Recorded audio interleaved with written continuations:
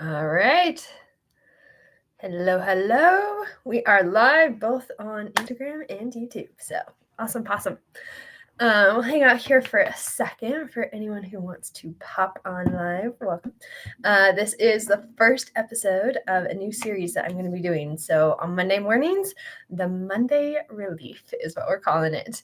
We're going to be exploring, kind of looking at how did church go yesterday, what's coming up for you, what struggles are you having, what questions, what challenges, as well as like I have a lot of conversations with people, whether it's just in my personal life or in my private work with clients, if like, I don't understand why somebody feels this way. I don't understand why they struggle with this or why they would say this or different things like that. And so this is a place where I am hoping to help us have these conversations in a better way. That's part of the goal, is to look at, okay, what is going on here?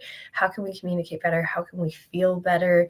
And how can we connect with one another better? So welcome. Thank you for being here. And every Sunday, I'm going to have a question box up in my stories that you can go ahead and put in, like, here's what's happening at church today, or here's my question, or here's what I'd love to talk about, because I want this to be very relevant for whatever it is that's actually coming up.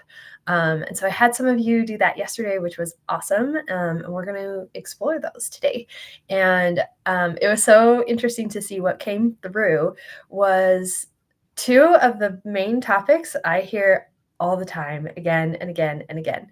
And so I think this is going to be a really great place to start. And we're going to start with, is God's love conditional? And I think this is an extra fitting one for the Come Follow Me this week as well, because this week, I believe we have the verse in there that talks about the worth of souls is great in the eyes of God.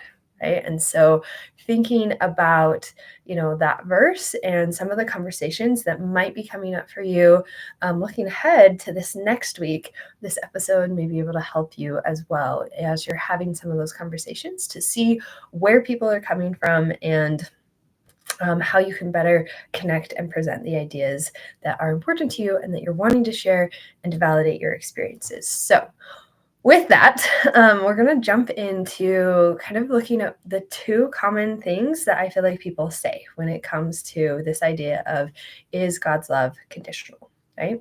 So on one hand, you have those who are like, God's love is not conditional. Like, you need to make sure that you are doing these things. And if you're not, then,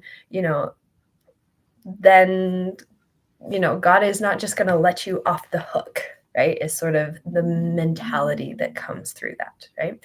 And on the other side, we have people who are like, God loves everybody. It doesn't matter what you do. It doesn't matter what you feel. It doesn't matter what you believe. Like, God loves everyone. God's love is not conditional.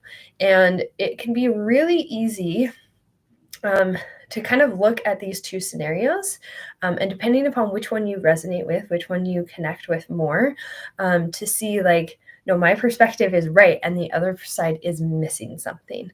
And so often what we're trying to do is like move the other party to see things the way we see it, right? So it's like one side is like, nope, you gotta be moving in this direction. And the other side is like, nope, like this is the correct way to be viewing it. And there's kind of this tension that can come out, right? Can you feel that like tension showing up?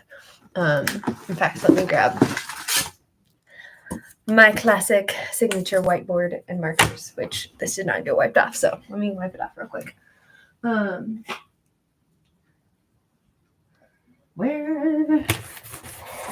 right, we're just using my hand because my kid stole my eraser. I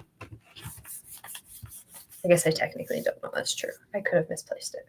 I shouldn't blame them when I don't know that they're at fault, but they love to get into my stuff. So, right. So one side is basically arguing for the idea that there are certain things we need to do that are important, right? So important actions, right? And we can't just ignore those and say, hey, they don't matter because God loves everybody, right? And then on the other side, we have this perspective of God loves everybody, right?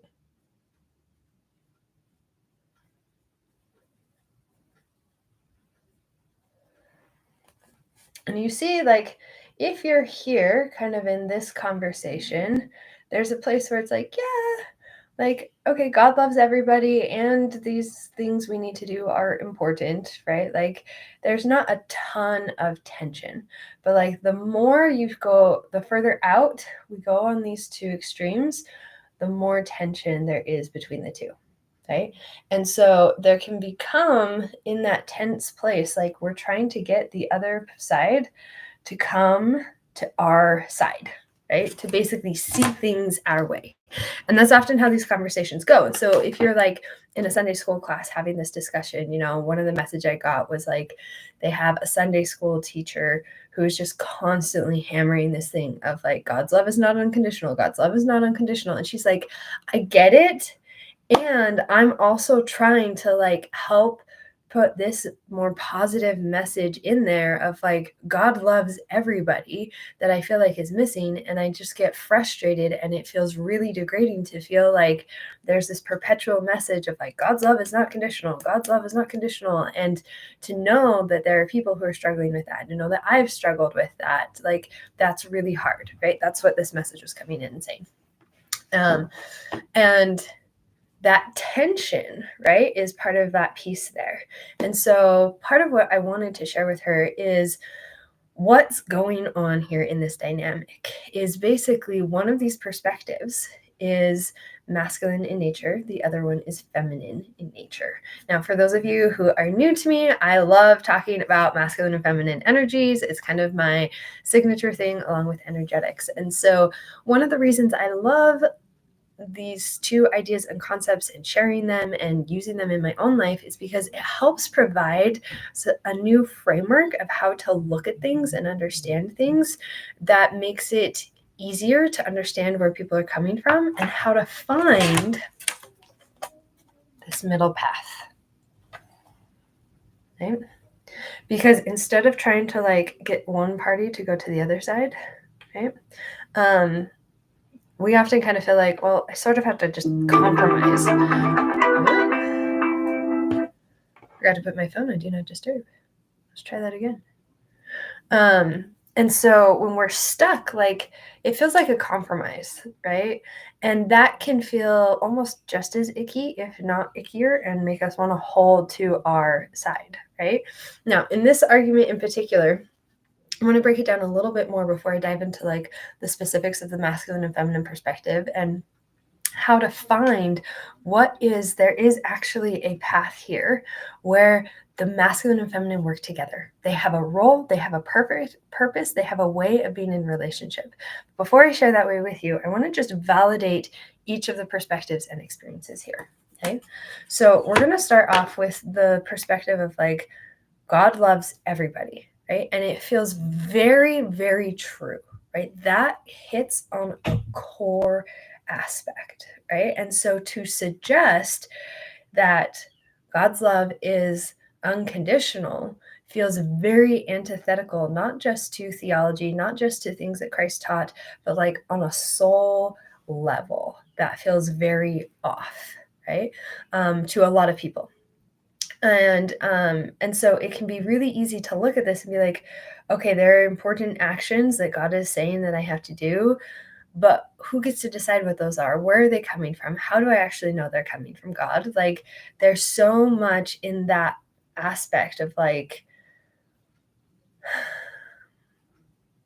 that can feel uncertain, that can feel unsupportive, that it's like there's a lot of mess there, right? And if somebody is not clear on what they feel or what those standards are or what those beliefs are, then the thing we can always fall back on is this idea God loves everybody, right? It's a very general perspective, but it's very powerful in that way. And from an energetic perspective, there's a reason for this.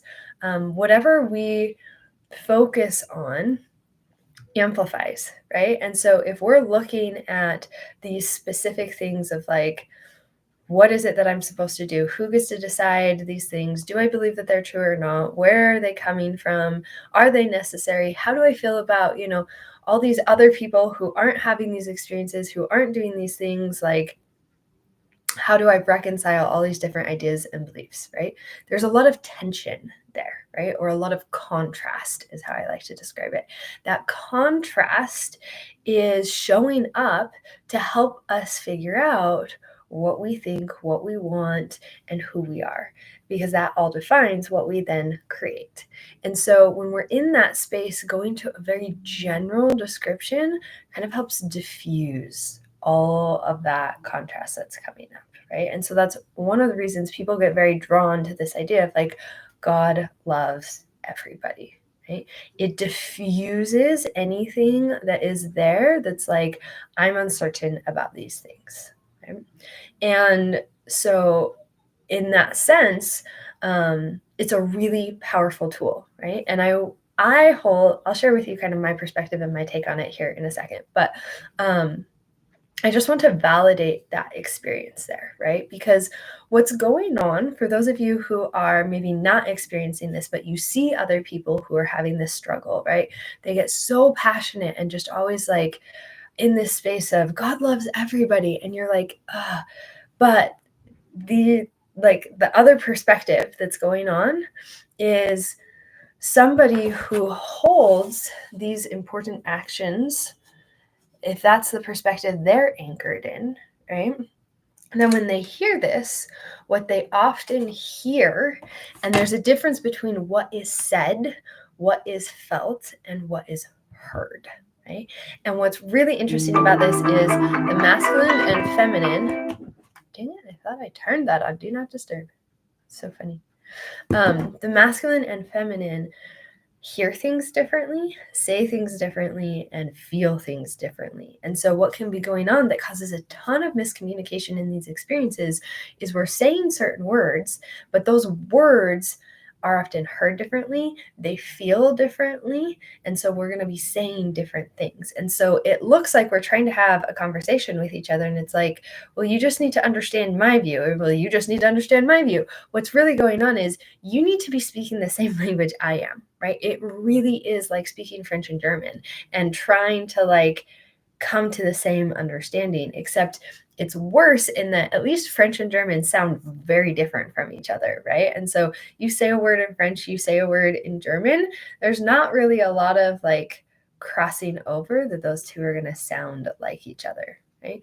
But if you have like Spanish and Italian, there can be this bit where it's like, we're speaking the same language, right? Like they're very similar in a lot of ways. You kind of feel like you're understanding each other, like you're saying the same thing, and yet you're not, right? And so there's this little bit of disconnect that can show up. And so that's often where a lot of this frustration comes from. And because the language that we use is very connected to our own energy systems, our own perspectives, our own beliefs, when we have that tension coming up, it's not a feeling or an experience of just like, oh, I'm struggling with this language or I'm struggling to like communicate this thing. It often feels very personal, right? It feels like the other person is invalidating us or something we hold to be true or something we believe. And that invalidation adds just a whole other layer onto it that can really complicate it and make these experiences really difficult, right? So you have somebody who's trying to communicate an idea. They're coming, no matter which side they're on, right? Which perspective here, generally they're coming from a good intention, right? That's one of the rules I have in energetics is you assume positive intent, right? We assume positive intent, and if it's coming from that positive intent, what then is going on, right? And the hard thing is, unless you understand the differences in these masculine and feminine language and what's happening, it often does not look like good intent. It often looks like either typically the masculine views the feminine as being misguided and not understanding, and the feminine views the masculine as being uncaring and insensitive. That's usually where it comes across, right? And so there's this conversation that's going on of like, you don't care about people. You need to care about people. What you're saying is hurting people. What you are doing is hurting people. And I'm trying to get you to care about people. And the masculine conversation comes back and says, you don't understand what's going on here. You don't have the right perspective. Let me educate you and inform you on what's going on here, right? And that's where it's like the conversation is completely missing each other, okay? So we talked a little bit about the one perspective of like, if you're in that feminine viewpoint of God loves everybody, right? When you hear, well, there are these important specific actions that you have to do, and if you don't do them, then God's not going to care about you and you have to earn God's love, right? That's often how it is viewed and understood. And especially when you experience some of the even subconscious or unintentional internalization of that idea, right? Even if what people were trying to communicate was not that message, the words we say have such an impact on it. Like, it's happening all the time in my own house, between my husband and me, between my kids and myself. And it's actually been a really beautiful thing in seeing, how we're saying different things, but different things are being understood. Right? It happens all the time. And so the words that we say, they do matter. But it's hard when we're used to like having these two different sets of language. Well, this is how we talk when we're in the feminine. Everybody matters, and we need to be making sure we're including them and that we're not like putting down on them or making them feel bad for not participating in different things. And it's okay if they're not doing all of these things, right? That is an attempt at changing this masculine language, which is very much of, you have to do these things, and these, if you're not doing them, then there's a problem happening here and you're not following up to a standard and you're not doing what you're supposed to, right? And that again can feel like, well, this is very harsh, and so that is clearly very wrong, and this is very loving and this is very kind, so this is clearly right. Okay. And what I hope you'll walk away from this conversation in this episode today is seeing that there's a value in each part of this conversation, that there's a purpose and a reason for it. There is a reason that both people, both parties, whichever you're in, sort of holding space for the feminine or holding space for the masculine in this conversation or discussion, there is a purpose. We're meant to have some of the ideas in both, and it's learning how do we blend those two together and bring the best parts of them with each other. That's the language of divine partnership, is finding how those two work together. Okay. So before we get there, we want to take us to the masculine perspective now. Okay. Because when we're in one of these language perspectives, it can be really hard to see outside and to see the other perspective, right? There's a reason for that. We are not just like thinking in a certain way, but our whole energy system, our nervous system, our thought patterns, right? They get trained to view things in a very specific way. And our body in particular is wired to understand that perspective and to not want to change things very quickly, because the new is viewed as threatening.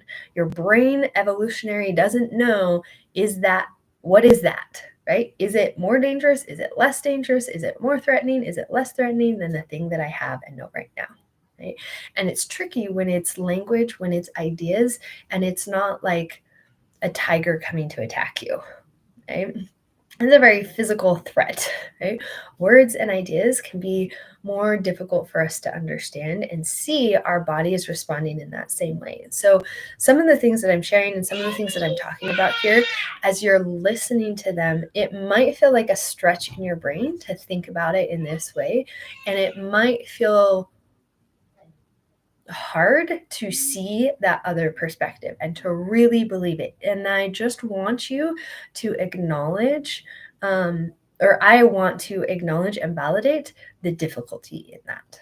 Right? I want you to know that it's not just a failing on you. It's not a failing even on other people. It's a part of the conversation I don't feel like we give enough credit to, is that there is a biological component. It's not just that, oh, people don't care and they're closed-minded and they don't want to have this experience. It's literally, you have to like build up enough experiences and practice and exposure of thinking in a new way and being open to new things. The same way, if you wanted to learn a new skill, it takes time for your brain to learn that and for your body to learn it, right? You have to practice, if you want to be really good at basketball, dribbling over and over and over and over and over and over again. Practice that shooting, practice that form until it becomes that muscle memory that you go to. But the first time, I don't know if any of you remember, but the first time I ever held a basketball and like tried to dribble it, it felt very foreign. It felt very awkward. It felt very clumsy, right? It takes time and repetition before your body, your nervous system, and your brain pathways all sort of sink in and it starts to feel natural. And then the best players get into this place where the ball feels like an extension of their own body. Right? So the same thing happens when we are trying to view other perspectives, when we're trying to learn new language, when we're trying to connect with each other in a new way. There's that same process. And so in the beginning, it feels very clunky. It can feel very uncomfortable. And one of the best things you can do is to just notice that. Right? So anytime I'm talking, anything that I'm sharing here, that you start to feel that discomfort or that angst come up, whether it's showing up as a need to defend, a need to justify, a need to prove, right? That is all this like protectiveness coming up in our body, being like, there's something new here, right? And when we can just go, okay, I understand that. I see that. It's okay. I don't need to feel threatened by these ideas. I don't need to feel threatened by these beliefs. There's a way for me to just sit with them. And this breath work, if you're new to breath work, it's a beautiful way to tap into that with your body. Can you even just feel or sense kind of that anxiety and that tension I was talking about? And moving your body into the space. This position with your hands is one of my favorites too. It's a very calming one. It taps into some different connection points in your body here and just sort of grounds the energy in. And that helps me kind of bring myself back into my body, bring my awareness back into my physical sense. And then when I'm ready, I can open up. And this is one of my favorite things of like, I'm opening in a safe, grounded, positive space versus I'm like pulling myself out of like, I need to be in a guarded position. Okay. So those are some practices. Just breathe with me for a sec. It's a wonderful way to start your day too.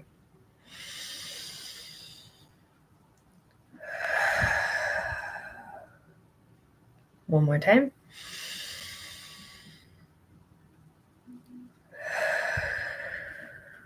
Okay.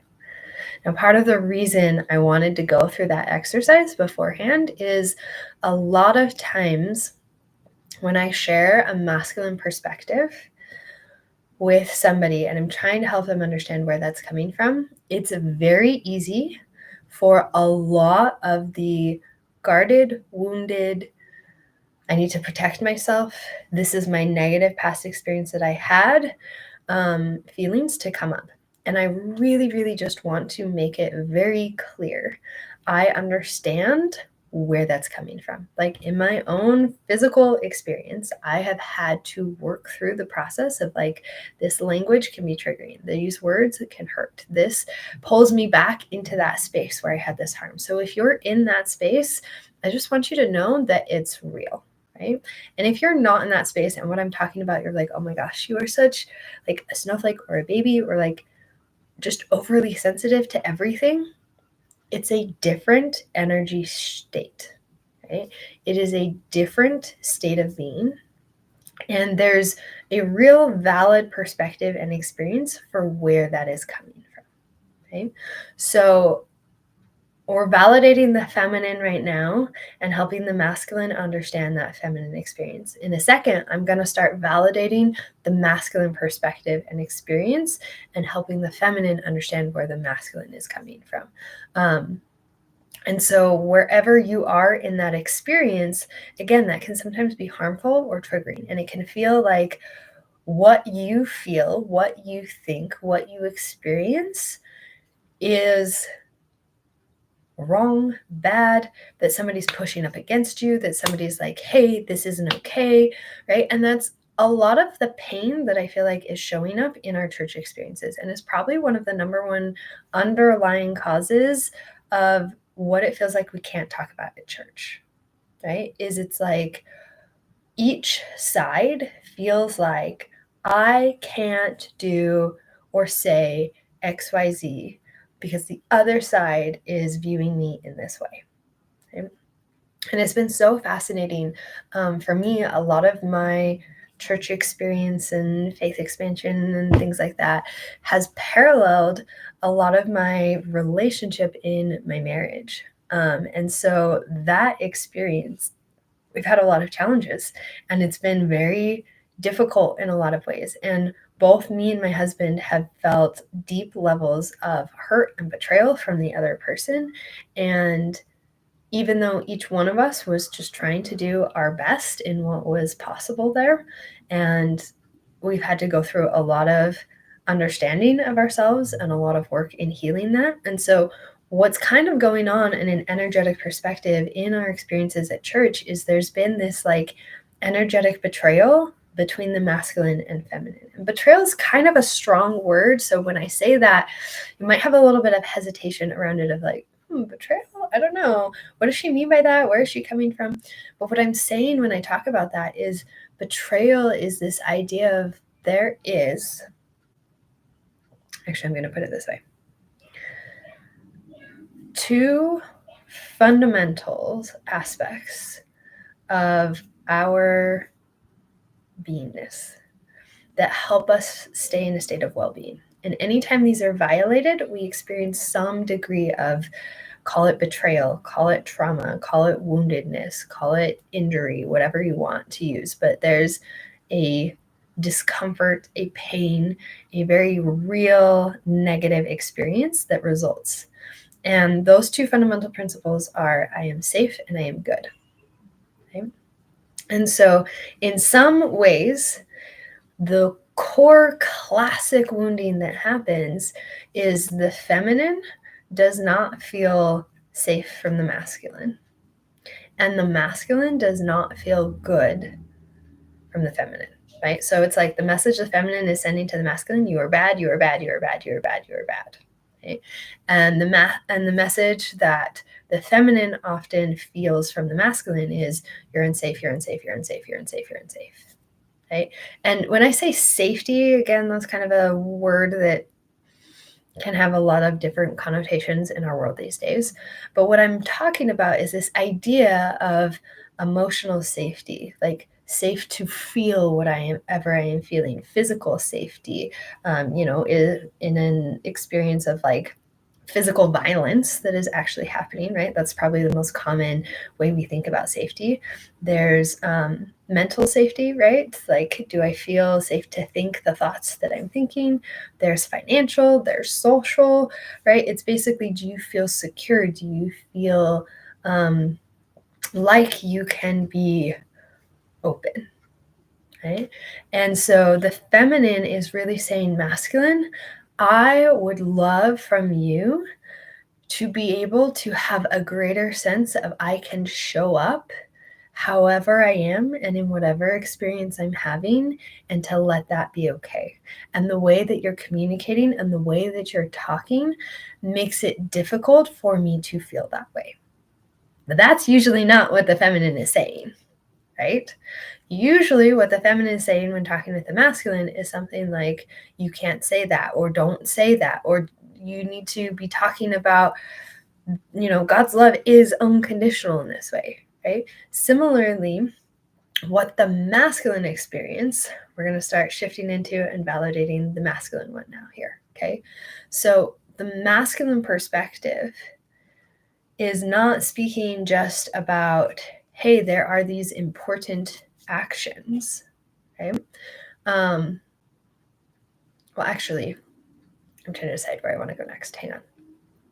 For those of you who haven't worked with me before or seen this, I work very intuitively in a lot of things. So there are different times where I'll be talking and it feels like the energy is there, or there's a flow or a movement of like, yes, this is where I want to be talking. And every once in a while, I'll start to move in a direction to talk about something, and it's like, oh, there's just like a drop off in feeling. And it's kind of hard to describe. It's sort of like trying to describe what feeling the spirit is to somebody. It speaks to everybody in a different way. So if what I'm saying doesn't connect with you, that's okay. But it's basically like there's this feeling of like the water isn't flowing that way anymore. And so I like to pause for a second and sort of think, okay, well, what if I were to talk about this next? Or if I were to talk about this next, where does it feel like the water is flowing? Because that's guiding the conversation of where it needs to go next. So I pause for a sec. And what I feel like the example I want to go to before actually we focus on the masculine perspective and masculine experience and describing and understanding that is to use an analogy. Okay?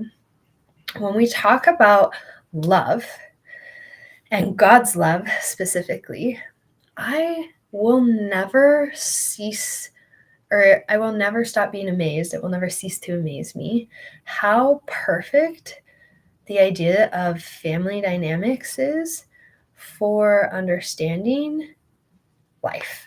Like it just is always shows up of like, oh, there's another blueprint for that. There's another blueprint for that. And so, well, this is one of those examples where the parent-child relationship is a beautiful example, I feel like, of the divine and us relationship, right? Where in a parent-child relationship, when you have a child, there is something special about your child. There's a unique bond there, a love, a feeling that just is almost intrinsic. It's just there. And there's this connection that you feel with them that surpasses anything else. Right? And it's just there. It is just a fundamental part. But one of the things I have been learning, and especially, it's easy for me to connect with my children when they're small babies. I know this is not the case for all women, and I've struggled in different times to connect more with some of my children versus others, mental health, postpartum depression. I've had PTSD after giving birth, all sorts of things, right, that play into that. So I don't want to simplify the experience in any way. But for me, in general, when my children are small, I can just feel that feeling and I get to have that sense of connection with them. In fact, I experience that sometimes even before they're born, right? That just love that is just there. But as the kids are getting older and they're now kind of moving out of that phase and becoming more of their own individual people, there's this other part of it where there's another layer that if I want to actually keep or strengthen that fundamental connection that is there, I have to start developing a relationship with them. And that is something that is intentional and takes work and takes showing up. And I grew up in a family where that was very built into just the way we lived life. There was a lot of activities we were doing as a family, both as like our nuclear family, but also with my extended family. And so I never quite realized that was like effort you have to put in to make those relationships and to maintain them and to build them, because it was just such an integral part of how I was living life. It was so natural. But becoming an adult, having my own family, I really had to realize like, oh, I'm not necessarily building those things in all the time. I have to consciously build those things in and create them. I didn't realize how much my parents were doing that in order for me to be having those experiences. And so there is this layer of the depth of our relationships in this way is conditional. And by conditional, it's not meaning conditional as in like, I think we tend to view God always from this like Old Testament kind of view of conditional, right? Of like, you have to do this or else, right? Or else this bad thing, right? Conditional here, if we turn it more into this perspective of relationship is where we always bring that blend of a masculine perspective and the feminine perspective together. Okay. And so we've talked about the feminine perspective here.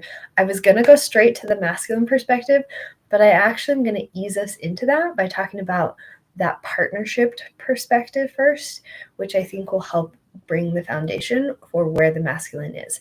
And then we're going to talk about how the feminine in its pure essence and its masculine in its pure essence actually is missing part of the conversation, and how they both have these key roles, and it's about learning to understand what those key roles are for each part and how to bring them into that partnership perspective.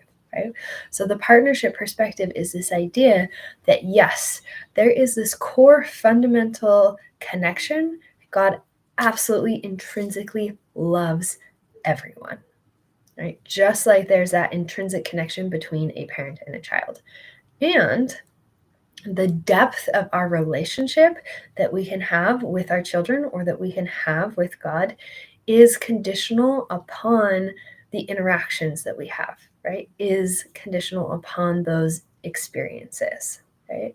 And so that's where we're wanting to look for, how does this relationship and this intrinsic love blend together, right? Now, before I talk about that more, I want to go into the masculine perspective here for a second. And what's tricky about talking about the masculine perspective and bringing this on is typically most people in the church start with having had a masculine perspective, and then they feel like they're expanding into this feminine perspective. And so when you try to talk about the masculine perspective and the masculine experience, oftentimes one of the roadblocks that people run into is, well, I already know that. I already understand the masculine perspective because I lived that. I believed that. I was there. And then I found this other experience. And so it can cause this, if the fault of the masculine is becoming too rigid, right? We want to have structure. That's one of the traits of the masculine, is structure and support, whereas feminine is much more like fluid and flowing. And so we want some structure to help contain that feminine fluidness.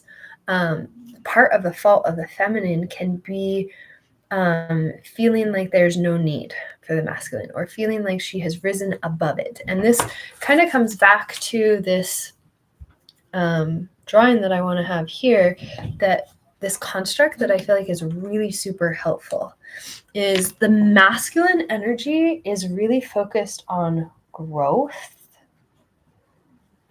and the feminine energy is focused on expansion. Okay? And you'll hear this oftentimes in this space, right? Like a lot of people who are in this feminine perspective are going to be talking about, I've been going through a faith expansion, right? And when we expand, it's like, I was down here in this space and now I'm lifting my perspective and I'm seeing something from a higher view. And that's where this, like, what is the word I want to say? Haughtiness, like not you're hot, but this view of like, I see something you don't see. I understand something you don't understand, because I'm up here in this more expanded perspective and you are down here in this lower perspective. Okay?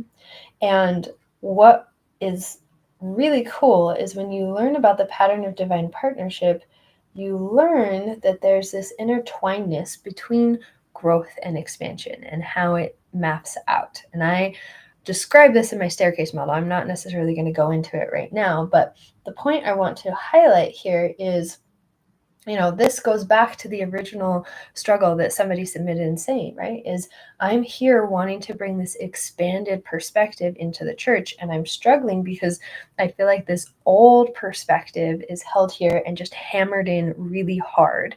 And I don't know how to combat against that. And that feels really hard and that feels really difficult. And it feels very much, which again, we're going to go into the masculine perspective again. I know I keep saying that, but I just want to build up all of these ideas and foundations so that when I get there, the message I want to say about the masculine has enough foundation to understand what I'm trying to say and articulate there. Okay. So, the feminine is like, I want to have this expanded thing. I don't want to stay stuck here. And the masculine often is like, we need to hold on to this perspective and not just completely dismiss it and get rid of it and go here, right? And that can feel very antithetical against each other, right? Because the feminine is like, no, I was here. I saw how it had these problems, and the way we talked about it caused a lot of real hurt and negative impact in people's lives. And we need to have this other perspective that's going to bring a lot of hope and a lot of healing for a lot of people to live in a healthier way, right? But at the same time, what is it that the masculine here is trying to hold on to and trying to connect? Well, growth is different from expansion, right? And growth is absolutely necessary, right? If we just expand and expand and expand and expand, there is no structure to hold that expansion in place. So the model I sometimes used to describe is feminine expansion is kind of like this cyclical experience, and it expands and expands like that. Whereas masculine is like a ladder, right? And it's this thing, and then this thing, and then this thing, and this thing. And it sort of builds up on top of each other, right? And when we have it together, it's almost like a tree, right? Where you have this centered trunk that things can be secure around, and then you have the branches that can reach other areas and experience other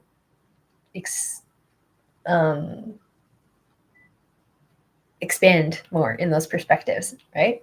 And what's really hard here is if we don't have that masculine center point, what it ends up happening is as this feminine just continues to expand and expand and expand and expand, it doesn't have that backbone to hold it in place, and it sort of like falls over, right?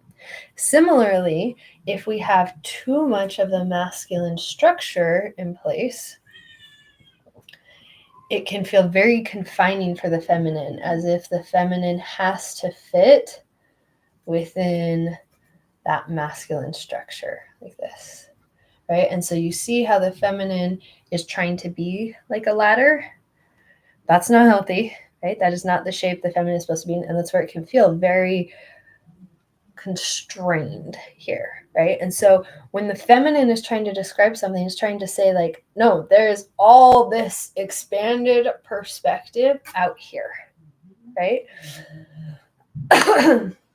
But learning to communicate that in a way and to embrace the fact that the masculine has a role to play as well, so that this feminine, like overabundance of feminine energy, is also a problem, just like an overabundance of masculine energy is a problem. Right? And so the question then becomes, well, what is the purpose of masculine energy? What does that look like? How does that show up here? And I like to go back to the source on this and look at, to me, the source is Jesus Christ, the prime example for us of how to blend masculine and feminine energies, how to blend the spiritual part of us with the human part of us, that divine essence we have and our human nature. How do those things blend together? And so when I look at Christ, what do I look at? I look at, absolutely, he was somebody who cared about everyone. Right? And there are countless examples of him sitting with the marginalized, him caring about women, him sitting with the least of those, the outcasts, the people that nobody else wanted to be with, right? Absolutely, who's doing that. And he also was going about and setting up a structure for his church, right? He was calling apostles as people to help teach and support people, right? He was building a structure for the purpose of helping the people that he cared about learn a new way of being in relationship with themselves, with each other, and with God. And that structure was meant not to confine, not to contain, but to help support those relationships, right?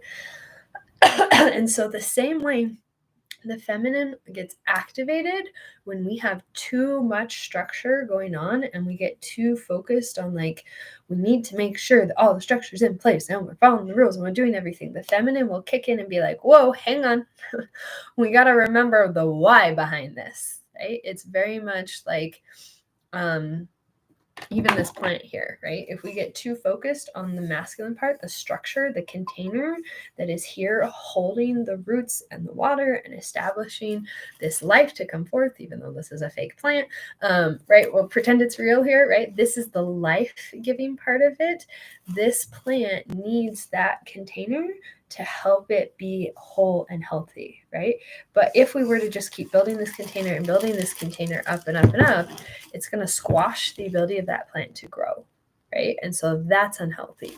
But we also don't want to have like just an empty container, right? The whole point and purpose is the plant, is the life, right? But that can be very easy to be like the life, the relationship, that's what's most important. We don't need the container. We can get rid of that, right? And in some sense, the container is not as important, right? Because we could take this analogy further and say, like, we're going to put this plant in the ground, right? In the earth. And we could say that the earth is that relationship with God, right? And that's very fundamental and it's just there, right? And doesn't need any like church support in place for that relationship with God. We can thrive just as like a wild plant growing out of the ground, right? So what is the purpose of this container then, right? And that's why I say there are three relationships: the relationship with ourself, the relationship with God or the divine, and our relationship with each other. And to me, church really comes down to that core part. It is there to support our relationship with each other, right? And the more we have a good relationship with ourselves and we have that foundational relationship with God or the divine, the better we can make this relationship, right? It's why in so much research, I have a friend who did her like graduate research project on interviewing people and like, what do they value most out of church and why do people stay and why do they leave? And like again and again and again, there's this sense of community, like more so than their beliefs in God or like feeling like they're supposed to, is this desire to connect with other people. And I really believe that that is part of the intention God had, Jesus Christ had, in establishing a church, and the structure and the organizational pieces of that was to say, you are going to learn more about yourself and about God through your interactions with one another. And I'm going to create a structure and a support here to help you practice that, help you learn that. And the things that you learn in that structure, you can then use to benefit more in your other relationships. And as you grow in your other relationships, you can then use that to help create a structure that is going to continue to support you more and more. And we've seen that throughout church history. And to me, that's a beautiful part and principle that I love about the LDS faith in particular, is this idea of being a living church, that structure is meant to grow with us as we grow. And at the same time, there are always going to be some fundamental key pieces that are important, right? A plant needs water, it needs sunlight, and it needs nutrients in the soil. If you don't have those things, it's not going to grow or thrive very well. Okay? Similarly, there are spiritual things we need in order to be spiritually healthy and whole. And if we don't have those things, we're not going to be as healthy, right? Now, the big conundrum comes into play when it's like, well, who gets to define what those are? How do we describe what they are? And the very fact that they are spiritual in nature means every time we're describing them, that it's like trying to describe a spiritual experience that you have, right? You're inherently losing a little bit of that understanding by trying to put it into words, okay? That's a little bit of a conversation possibly that we'll go into for next time on next week. But for today, I want to come back to this masculine perspective of growth, right? So when the masculine is talking about God's love is not unconditional, what the masculine is actually trying to say is there are things that are important for us creating a deeper connection and relationship with God, right? And that God has invited different patterns and processes that we can use as tools to strengthen that relationship. And that as we do, and we build up this ability to practice those things more, the more we will grow in them, right?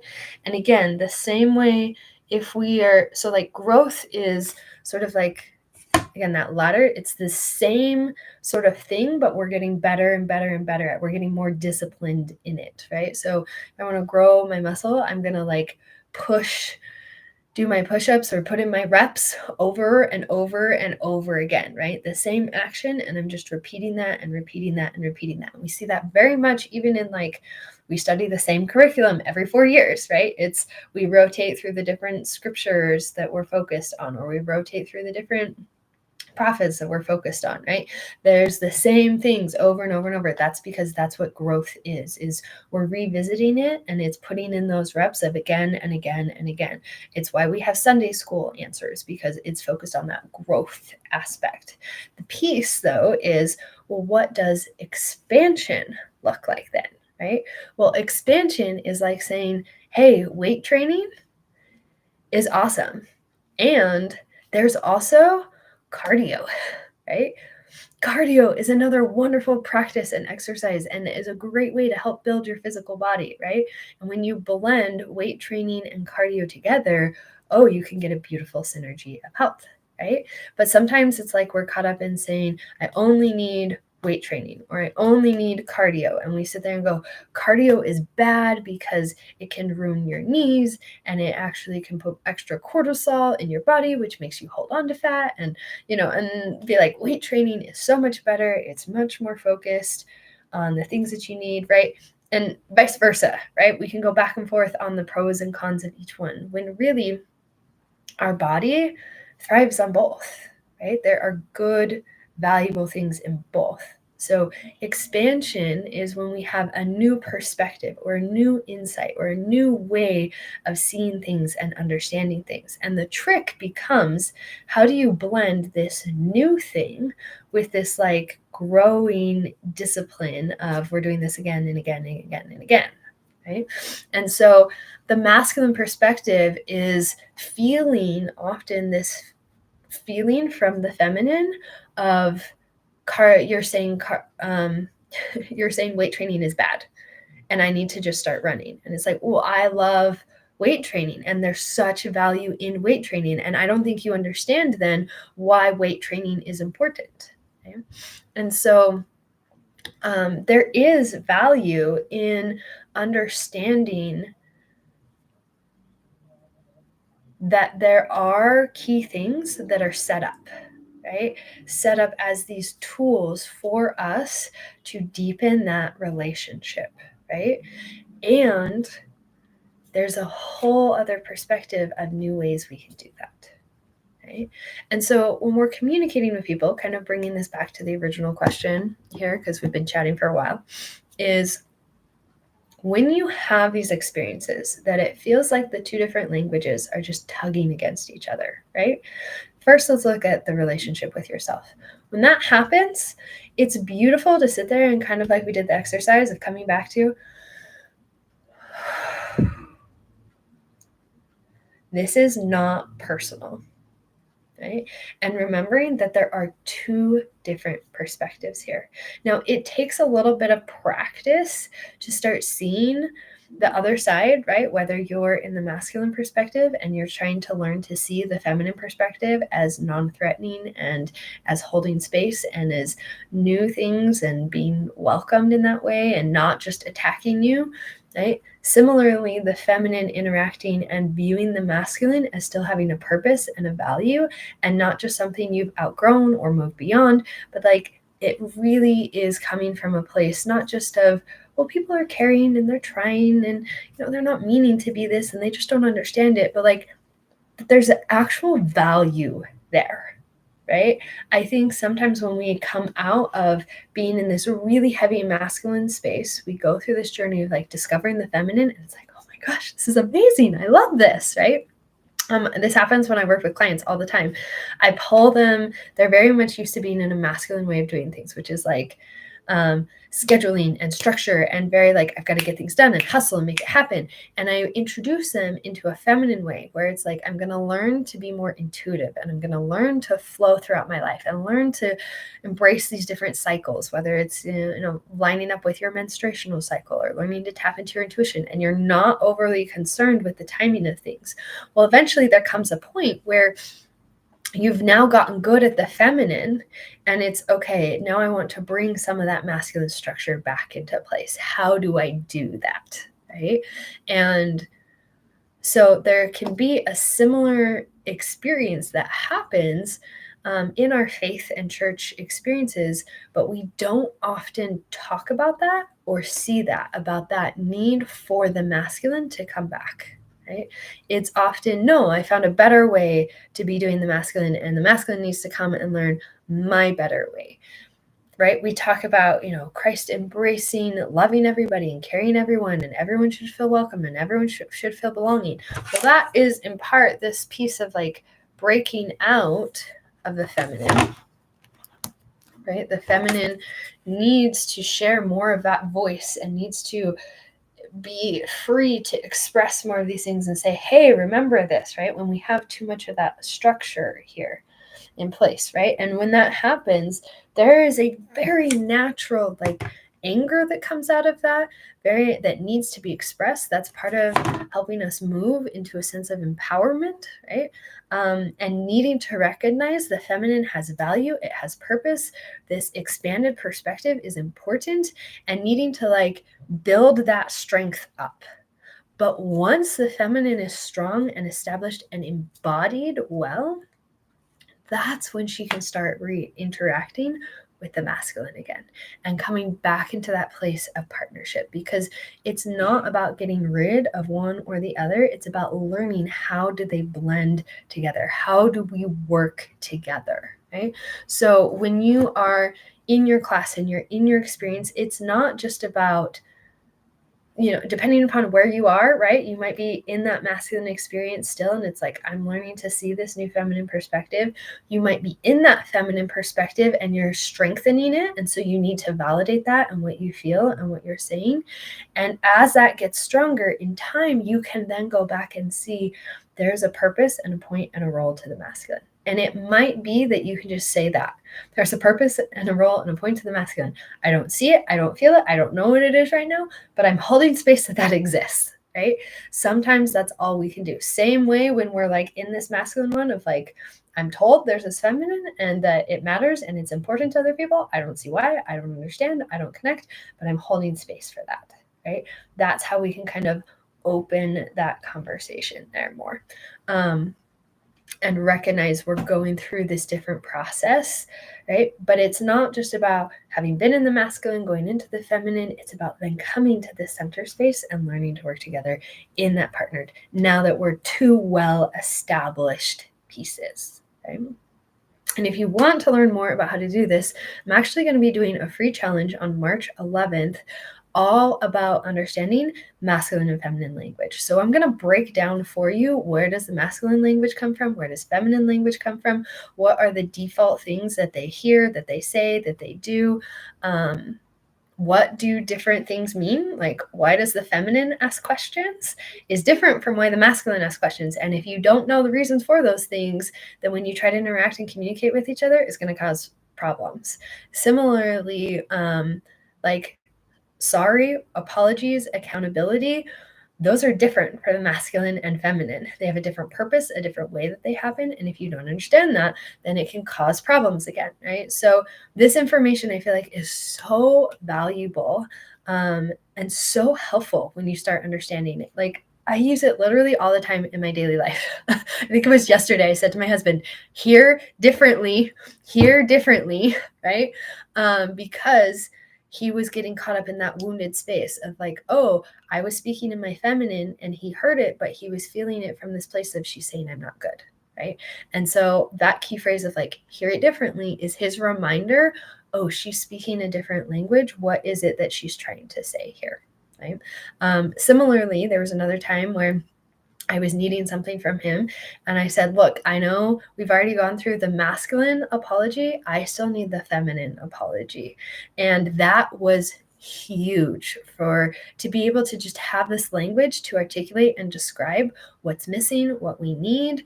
And he was like, oh, great, I can give that to you. Right. And so you're going to during the challenge, like I said, I'm going to walk through these different types of languages. You're going to start to understand and see them. You're going to walk away with a cheat sheet that's going to have these different descriptions on it, as well as some scripts that you can use and a basic chart of like what are different masculine and feminine traits. Super, super valuable cheat sheet that you can start using. And along with that as well, we're going to use some general conference talks. Come follow me. Scriptures, and you can bring your own patriarchal blessing as well if you want. And I'm going to help you see some of the masculine and feminine language in each one of these things. So when you start learning masculine language and then learning feminine language and then learning how to like communicate between them and find that relational path between the two, everything just comes alive, right? And it can feel hard in the beginning, like I'm resisting this feeling because we've been stuck in the masculine, and it's so hard feeling like I have to just like translate everything all the time, and I'm tired of that, and I don't want that to be happening, right? That is coming at the perspective from a lost, wounded one. And there's absolutely a place for that, right? We have to heal that relationship with ourselves, with others. We have to feel it. We have to experience it. We have to go through the grief and the anger and the sadness and all those different components. And we don't have to stop there, right? Once we've kind of moved through those pieces, then we can start coming online and saying, okay, now, how can I start viewing this as we are progressing? We're learning a new way of being in relationship. What does that look like? In what ways can I bring this in my own life and my own relationships and my own church experience, and stop turning this into, well, I'm trying to change the church, or I'm trying to fix things, or I'm trying to stand up for people, or I'm trying to whatever, and view it as we're learning a new way of being in relationship with each other. Right? My marriage transformed the day I stopped trying to fix my husband and stopped trying to fix my marriage, and instead said, we are learning a new way of being in relationship with each other. Little tweak, but it changes so much in how we approach things. And we're not going to be perfect at it. It's going to take practice, but that's what I want to help support people in doing. So if you want to sign up for the free challenge, it's just going to be a one-day thing on Zoom for about an hour or two. It'll be 2 hours, actually. I couldn't remember if I put that on the schedule. The link for the challenge, you can comment the keyword. Shoot, I forgot to pull it up before I hopped on. I'll put it in my stories with the direct link. So head to my stories or send me a DM. The link should also be in my bio, so you can check it out there to register for it. And that will give you the ability to attend the Zoom call live, where again, I'm going to be teaching these different things. And then you'll get an email afterwards that has that reference sheet that you can look at. And if you can't attend live, again, it's March 11th at 11 a.m. You can sign up anyways, and it'll send you the replay afterwards. So this is like the key place that we're arriving in right now, is I think we're really getting ready to start exploring more of what does this partnership level look through. We've been going through a lot of this dynamic of kind of breaking out of that masculine. A lot of women have been working over the last several years, and men too, of like understanding more of what this feminine thing is.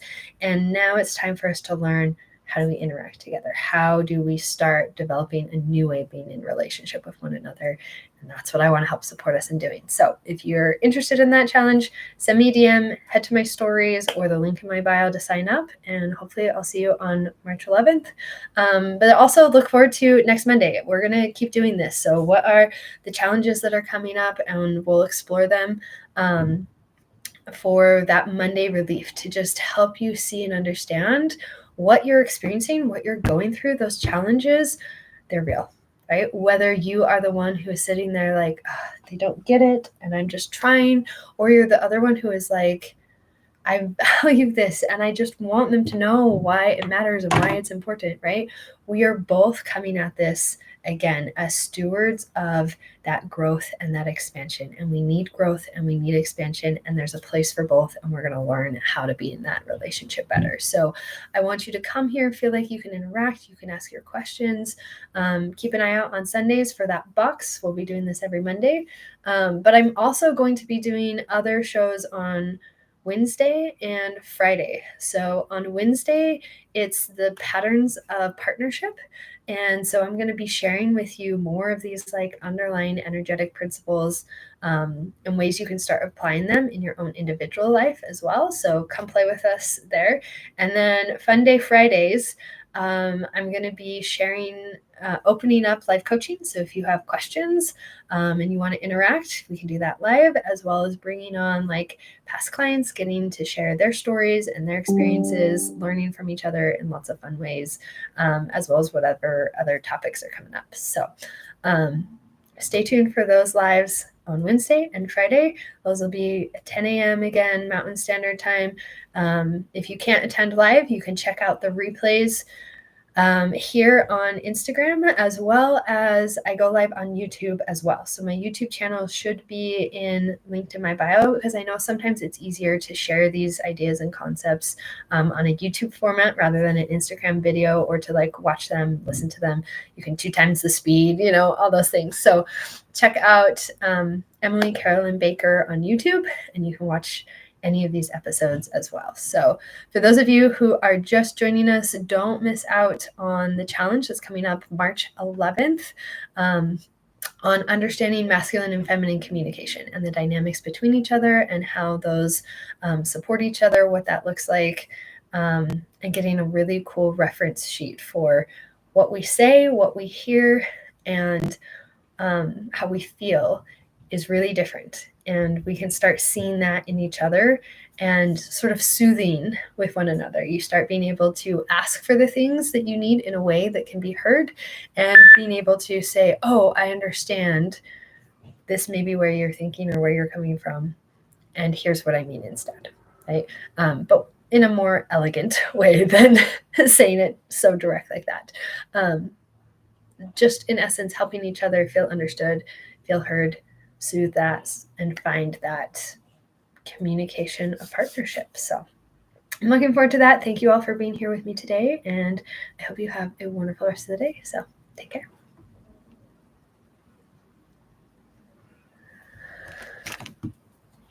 All right, YouTube, it's good to see you on here as well. I just realized you may have been... Okay, good. The camera was high enough. I forgot to check and see if you were just going to be seeing the phone, but my camera is up high enough that you hopefully saw my face throughout all of this. I realized the drawings, though, may not have come through, so apologize on that. We'll make sure it's sorted out next time. But thank you all for being here for this first episode, and I hope you have a wonderful rest of the day. Take care.